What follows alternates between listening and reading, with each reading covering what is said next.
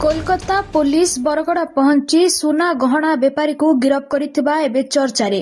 बरगड़र सुना गहना व्यापारी हेमंत वर्मा को कोलकाता पुलिस उठाई नैथिबा जणा पड़िछि।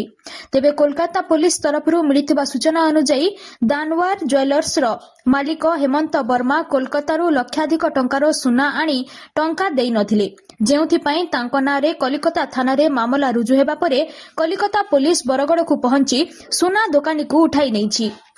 तेबे बरगड़ पुलिस सहायता नहीं कोलकाता पुलिस एसआई प्रशांतकर दास, एसआई कविता सामंत प्रमुख बरगड़ आसीथिबा जणा पड़िछि।